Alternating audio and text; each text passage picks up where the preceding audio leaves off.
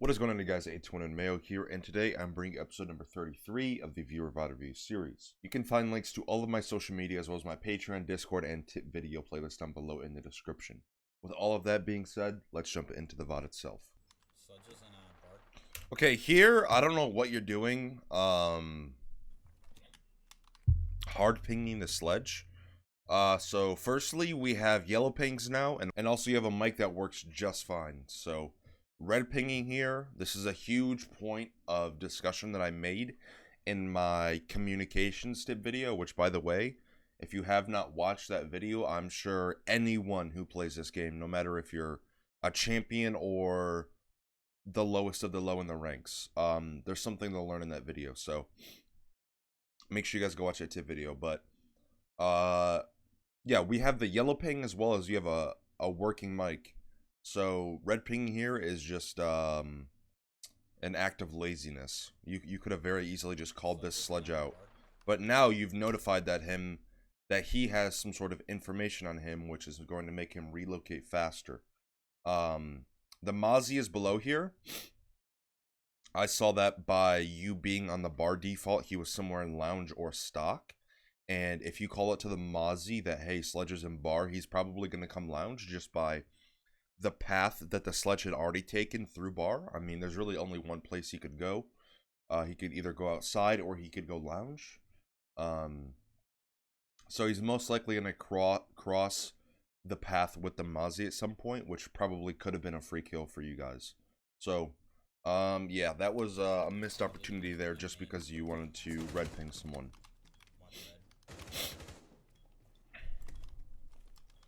One's on rappel outside breach.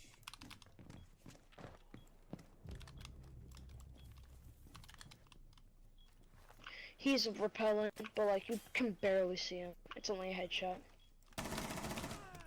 Nice. That was a good pick. This one is storage right now. So he just said, Mozzie just said that one is in storage, which I'm assuming is going to be new blue.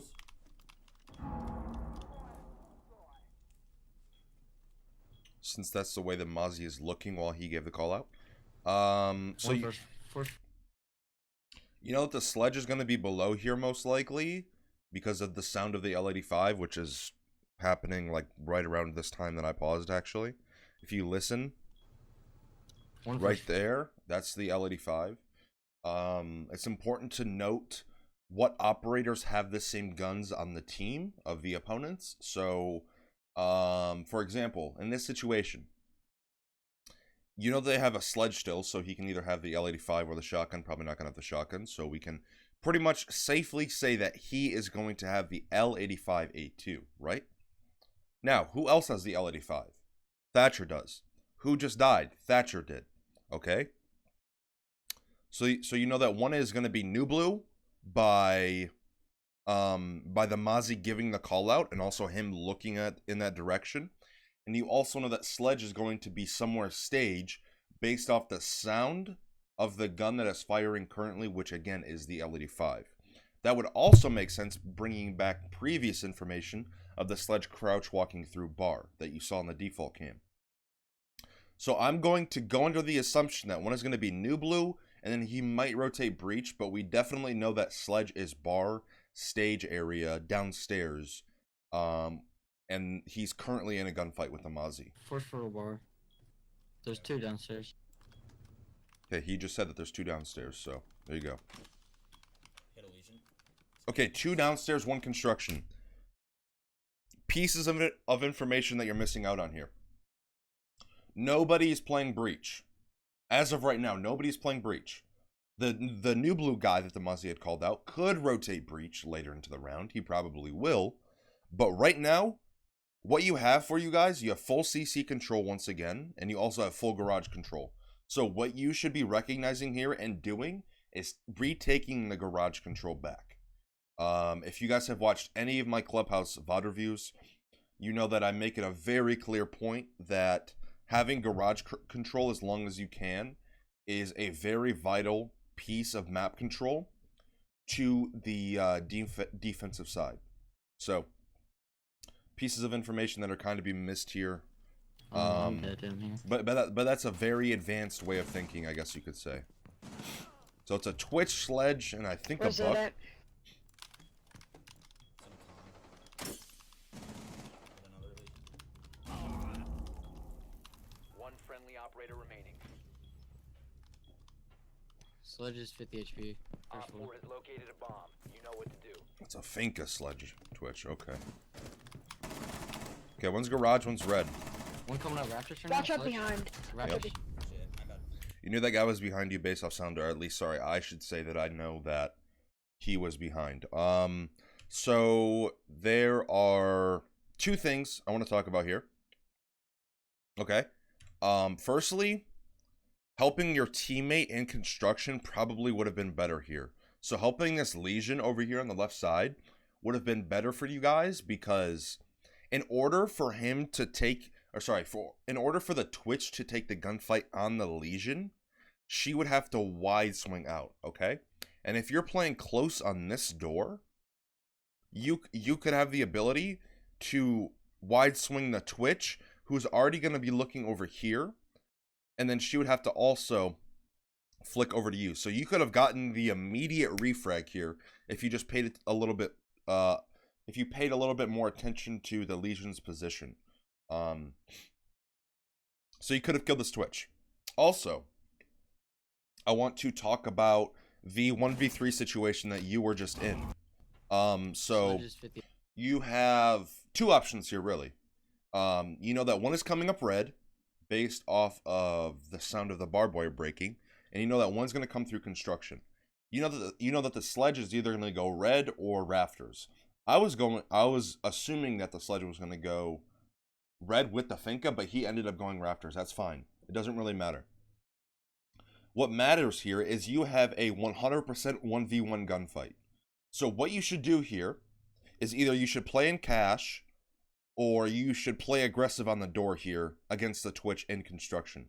Why? Because you have a 1v1. Now, taking the gunfight on the door probably wouldn't be the best, since there is the red rotate here, and the Finka who is coming up red stairs could very easily see through the red rotate into construction door. So I probably would have waited somewhere in cash, and then waited for this Twitch to walk through the door into cash. That way I have the element of surprise in terms of positioning in the room. And also, I have the predictability of the Twitch walking through the door with the barbed wire.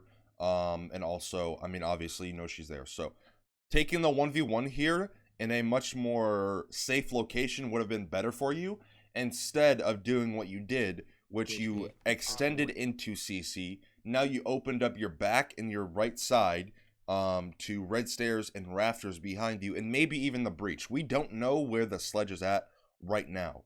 He could either go, most likely will go rafters or red. Okay, so you overextended here in terms of positioning, and that allowed you to open up to multiple different angles at once, when you could have just stayed in cash, taken a much safer 1v1, and then gone about taking the 1v2 situation. So two pieces of information that are very, very crucial in those dying seconds of a round where it truly matters. So I hope that makes sense to anyone that's watching. I think it did. So very, very important, especially when you're in a clutch scenario. This piece of barb, not good for two reasons. It's not going to give you any information by the time someone is either dead or gets into a gunfight with whoever's trying to push up red stairs. And also there's a Banshee to your left, which you can see at some point of the round, I'm assuming. There's a Banshee top red.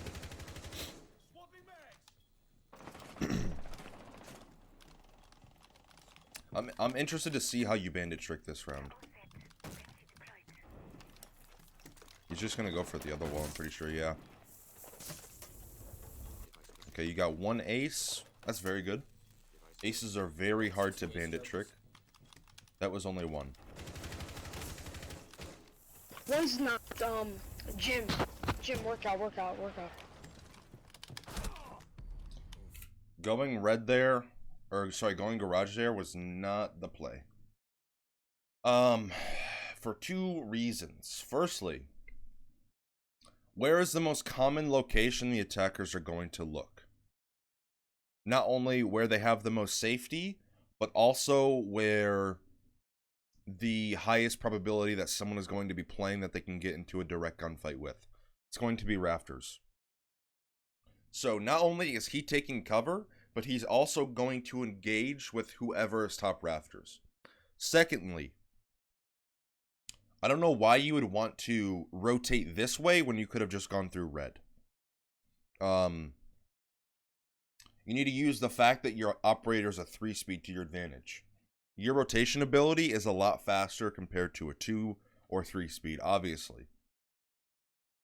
So not only is the red stairs closer in terms of safety, but also you're a faster operator. So you could have survived with 5 HP here or 100 HP. You never really know. But your chances of surviving would have gone up by just simply going to the safer route and the safer location, which would be red door. Also, I want to discuss what you're doing with bandit tricking here. So I haven't bandit tricked a lot this season, or at least with the new Thatcher change where it disables the utility instead of destroying. But what I have found to work best, especially in a scenario where an operator like Ace or Hibana, so you have 4 bandit batteries, okay, so you can put down 1 bandit battery, and then the enemies will Thatcher, disable it, and then what I like to do is I like to shoot the bandit battery, so that way you only have 3, and then whatever wall he is tricking, or sorry, hard breaching, you will get that wall, you will get all the utility on that wall. I don't know why the Ace isn't throwing down 2 Selmas at once. That's much better. That way the bandit kind of has a decision to make instead of, because he was only opening one side of the wall every time. So if you're ever in that situation again, you can put down 1 bandit battery, bait out the Thatcher, so that way you actually know when they're going to hard breach. Once the bandit battery is disabled, you shoot it, and then you have 3 left. And then you can just keep picking that one up, because they're most likely going to keep Thatchering and hard breaching back to back. Most likely, or at least in this situation, that's what they're doing. 10 seconds remaining. I'm assuming you're going to put a Maestro Cam here. Yep. 5 seconds. This is a good Maestro Cam. I really can't say much about it. It gives really good information for anyone in the hallway, anyone short, anyone that drops moto, anyone that crosses long. Now your stacking information here. If you are a repetitive Maestro player, you should be pretty comfortable with having your Maestro Cams far apart, because obviously they have 180, I guess, 180 degrees of mobility. So putting them in different locations, example, 1 in each bomb site, usually pretty safe bet. So yeah, you're stacking here a little bit as well. And also you have the Valkyrie, so there very easily could already be a Valcam in Arsenal somewhere. Which is kind of why it's important to communicate either with the Valkyrie or even get on cams. So just so that way you can kind of see the situation you're dealing with in terms of intel devices. That way you're not stacking utility and missing utility where another location could need that utility very bad. So just little things to pay attention to the next time you're playing an Intel op or Maestro.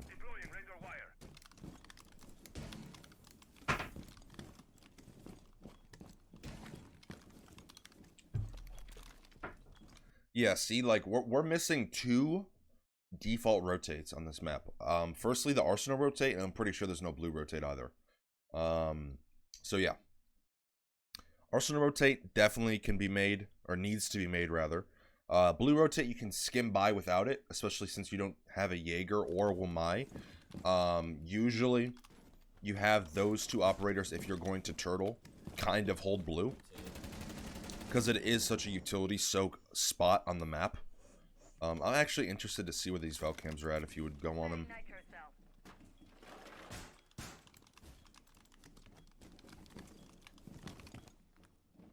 Go on the Valcams. Go. See? Yep. There's 1 in church, 1 in moto, 1 in arsenal. Okay. So there you go. So what you could do here is move a Maestro Cam, for example, into blue. You have no blue information here. You have Moto Church and Short. And now you have no bottom main stairs info.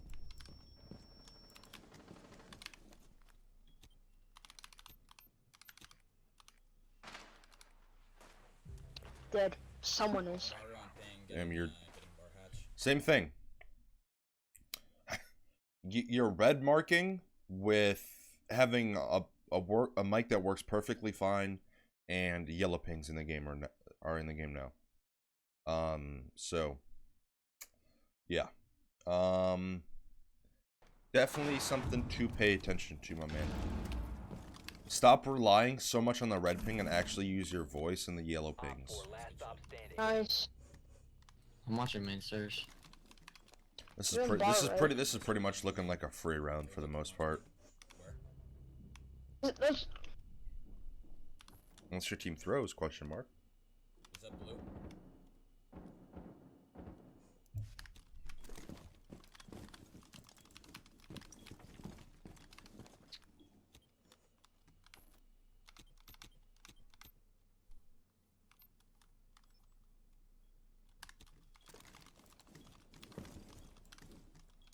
Valk, I'd come back to site if I were you. It's a 3v1. We got this.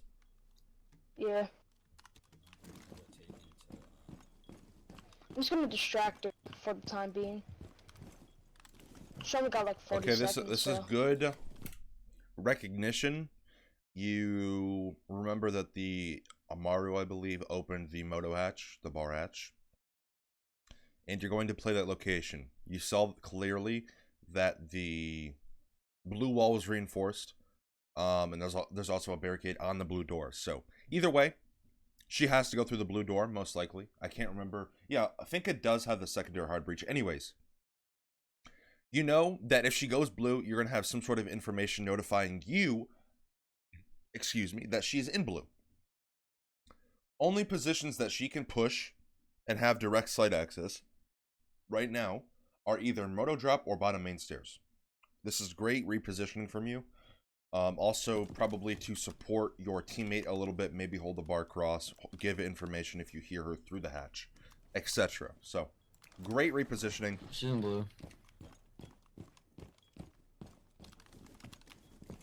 Ah, she's in blue. See, exactly. There we go. Pog, pog, pog.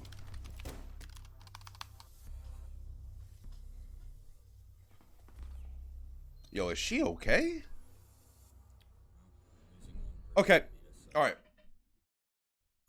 So far, I want to recap the defensive half. So, what I want to see out of you, and what I want you to take away from this VOD, whoever submitted it.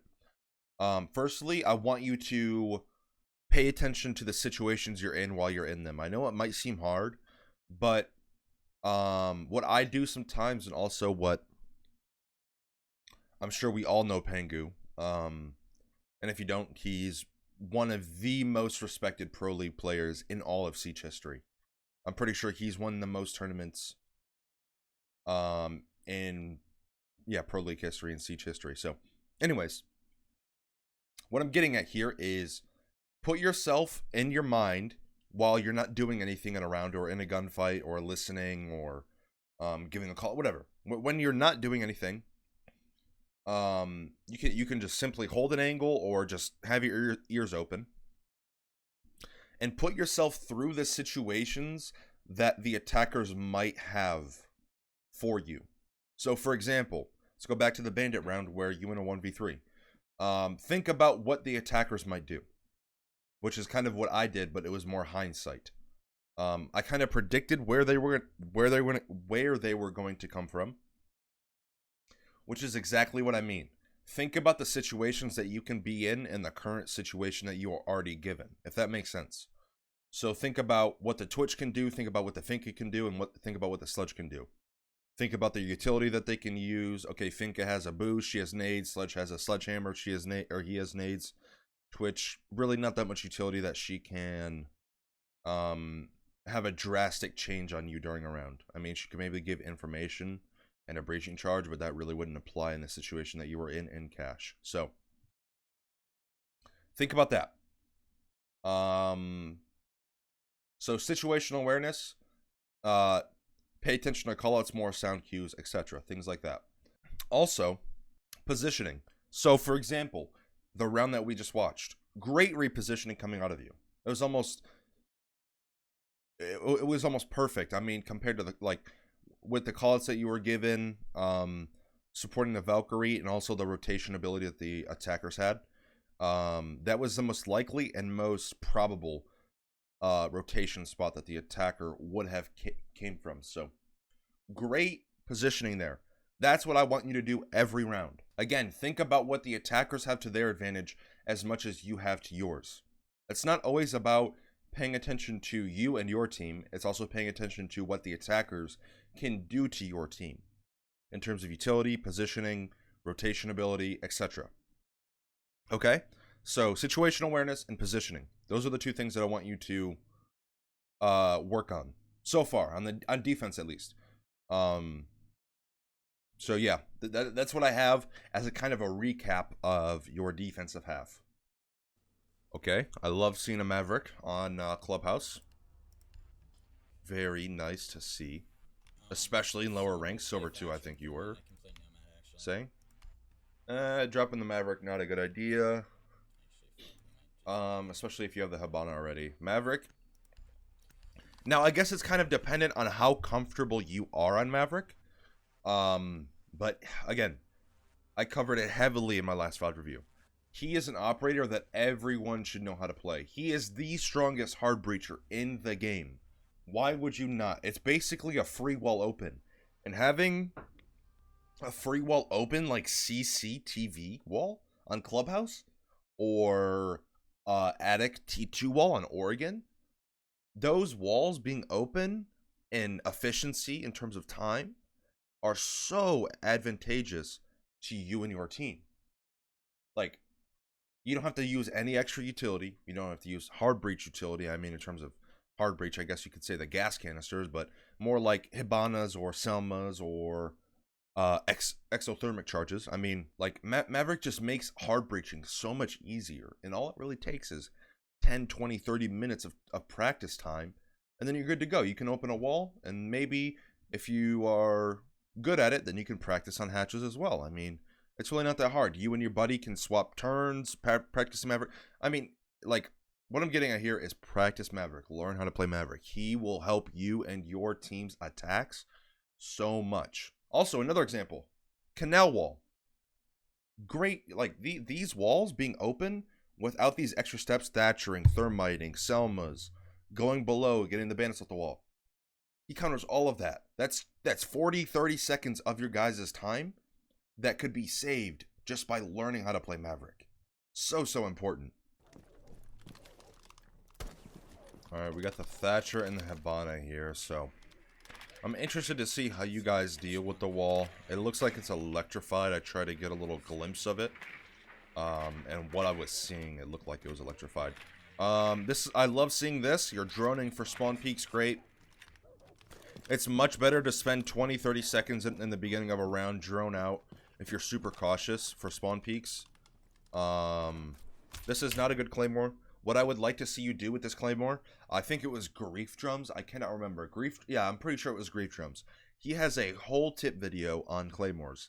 And if you have not watched it, it's a great video. Definitely go watch his content. But he makes it a clear example, and also this is what I do after watching his video.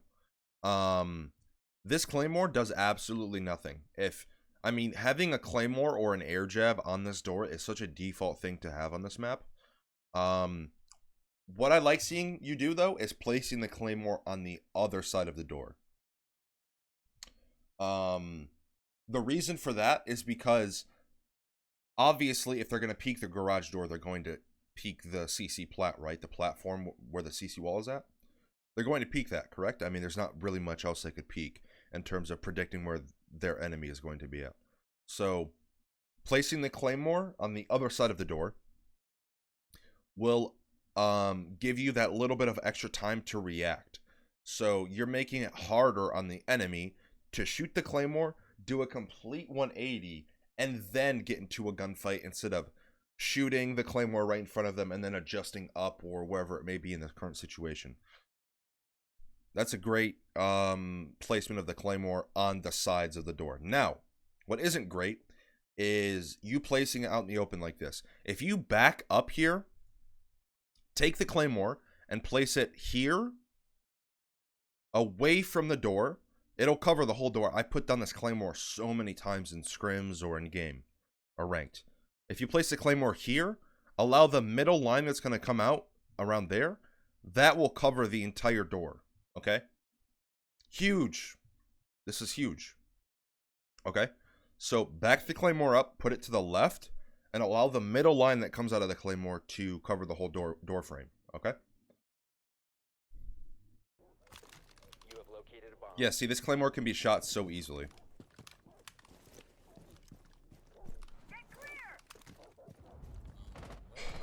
Alright, seems like your team wants to take construction. Yeah, Lana, can we come get wall? Oh, it's not even electrified.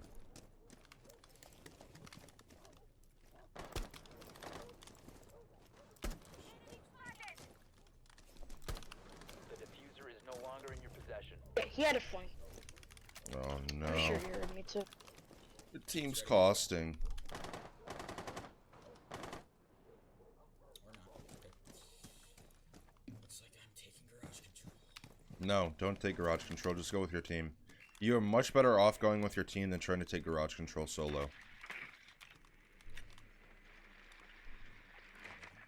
You cannot take garage control unless you have the CC wall open.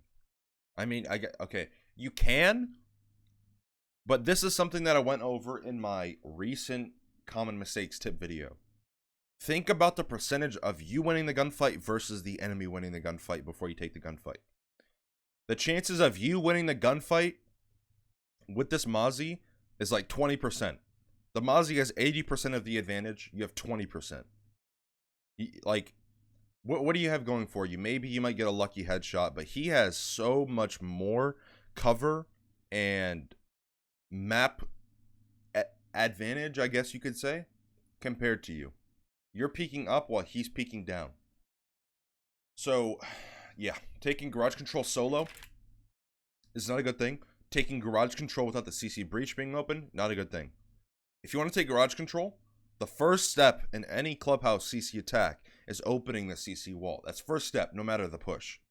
Now you might be able to skim by with only having someone on CC window, but it is much better to have the breach open. Taking the drone outside, not good. He clearly didn't see or hear the drone. You should have left it up there for continuous information instead of leaving it down there. Okay, so there's a 20%.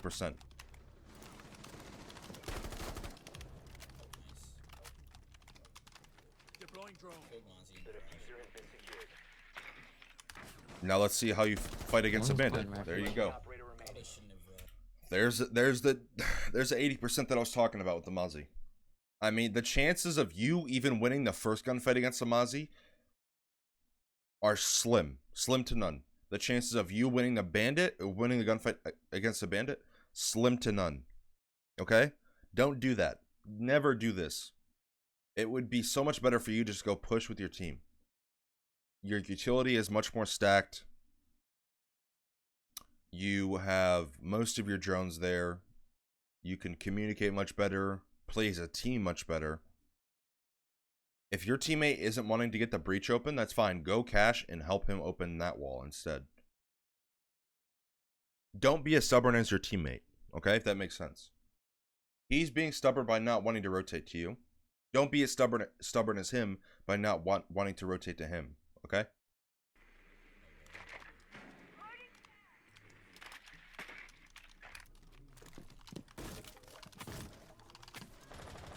Must recover the diffuser. This is looking like a GG. There's two outside storage. Capcan's on ping.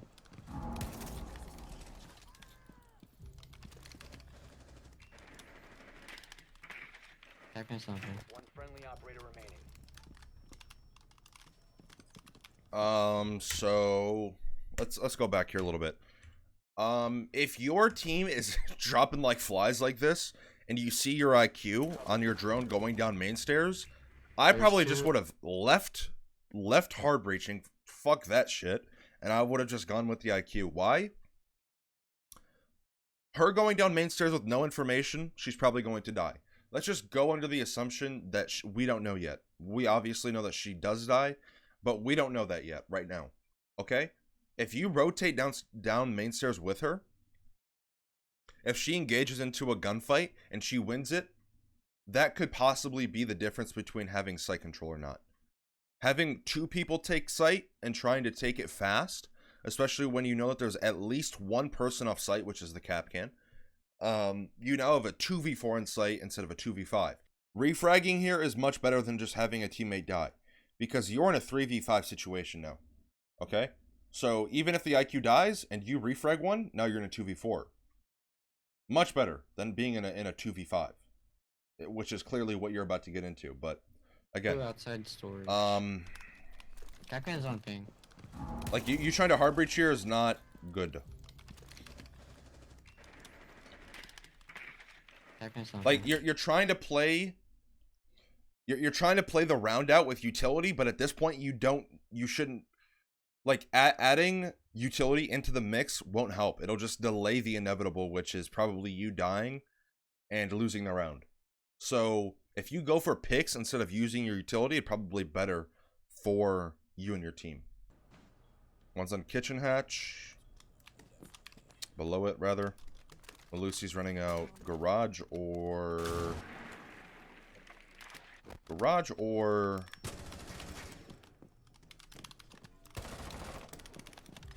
main door. Okay, 1v4. Minute 20. This is very winnable, especially if they're gonna throw away lives like this. So those are the two roamers. You know that they at most have 2 more nitros left. So that very easily could have been the bandit nitro that they used from below. So maybe they have 2 more, maybe 1 more. You never know, or even 0. Located a bomb. I would definitely pay attention to capcans, something that you shouldn't forget about, have the fact that they have capcans, because losing half HP in a 1v3 is not going to be good for you. I would also try to retrieve the diffuser here if you could, because most of them are probably going to be scared in order to win the round. Since you already killed 2 of them and now 3, so having the diffuser would have been much better for you instead of just kill hunting. Op 4 eliminated all friendlies. Yeah, let's see. So this could have been played a little bit better here, especially with this flash, just these last few seconds. You know that the guy is either Arsenal door. I mean, I didn't really see him, but you know that the guy's Arsenal door or church door. You flashing into short here, like Moto Hall. I don't know what the fuck that is. You flashing into this hallway though, didn't really do much. There could be a guy in Moto, probably not. He's probably going to be Arsenal. But you know that the guy is either Arsenal or church door. If you bank the flash off of this door frame here, if you bank it off the door, it goes into the hallway somewhere around here. You can blind anyone who's peeking from Arsenal or church. You can then cross into Moto, and then maybe walk into church, kill that guy that's in church. Okay? So that's important that you look in the situation here. Because you could very easily fish out the 1v1 if you just use the flash here properly. And you could also cross into Moto much safer. Flashing short here really didn't do much. You know that you know where 1 out of the 2 people are at, so using the flash there a little bit better would have been best. If you flash that long hallway there, the Mozzie will either get blinded or he'll look away, and then you can sprint into Moto, maybe walk into sight, kill the Mozzie, and figure out where the last guy's at. But so we covered positioning, decision making on defense. What I want to cover on attack is the situations that you're in. So obviously you're in a 4v5, so either it should become upon you, or even if a teammate gets an early pick, to probably get that early pick. And also recognizing what your teammate's doing while he's doing it. Example, the IQ just walking down main stairs. So yeah, situational awareness for you and also the round should be looked at as well. So positioning, decision making, situation awareness, pretty much all across the board. Yeah, I mean that's about all I can say. Like if I start talking about mechanics or anything like that, I can't really help there. I can help point you in the right direction.